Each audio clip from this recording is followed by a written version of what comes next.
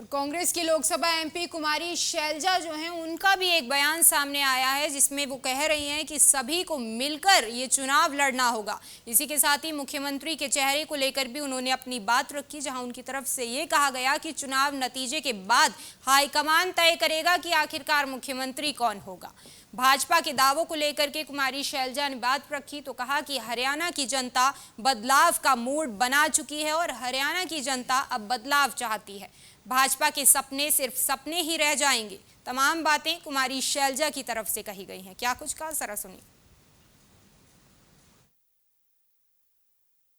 कांग्रेस भी तैयार है और हरियाणा भी तैयार है, पूरी तरह से तैयार हैं, मेहनत कर रहे हैं ज़मीन पर और लोग कांग्रेस की ओर उम्मीद लगाए बैठे। लेकिन मुद्दे कौन से रहने वाले हैं इस बात? मुद्दे तो देखो बहुत हैं। मुद्दे सरकार ने बेशुमार दिए हैं, चाहे आप महंगाई का लो, चाहे बेरोजगारी का लो, चाहे लोगों पर ज़्यादती हो रही हैं वो हो, बच्चों के पेपर लीक का मामला हो, अग्निवीर का धोखा हो, तो किस किस को छेड़े हम? आंगनवाड़ी, आशा वर्कर, सभी कर्मचारी, गेस्ट टीचर, सरपंच, बहुत लंबी लिस्ट है। लेकिन बीजेपी तो कह रही है कि वो तीसरी बार इस बार भी सरकार जो है बीजेपी की बनेगी। देखो लोगों को कुछ तो कहना है उन्होंने, वरना अपनी कमज़ोरी को पहचानते हुए मुख्यमंत्री का चेहरा ना बदलते चुनाव के एकदम पहले।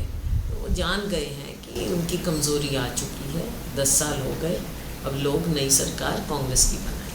और कांग्रेस की लोकसभा एमपी कुमारी शैलजा जो हैं उनका भी एक बयान सामने आया है जिसमें वो कह रही हैं कि सभी को मिलकर ये चुनाव लड़ना होगा। इसी के साथ ही मुख्यमंत्री के चेहरे को लेकर भी उन्होंने अपनी बात रखी, जहां उनकी तरफ से ये कहा गया कि चुनाव नतीजे के बाद हाईकमान तय करेगा कि आखिरकार मुख्यमंत्री कौन होगा।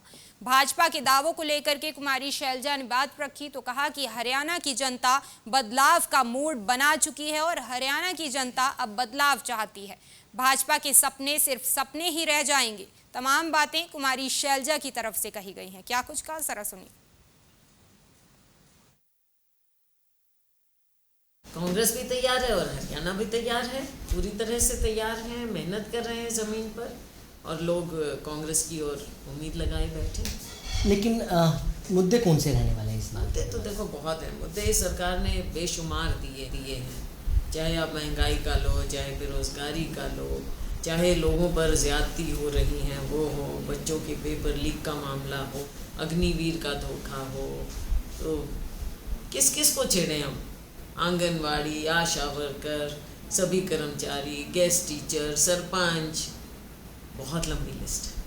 लेकिन बीजेपी तो कह रही है कि वो तीसरी बार इस बार भी सरकार जो है बीजेपी की बनेगी।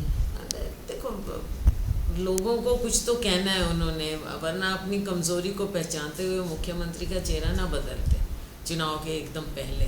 तो वो जान गए हैं कि उनकी कमज़ोरी आ चुकी है, 10 साल हो गए, अब लोग नई सरकार कांग्रेस की बनाए।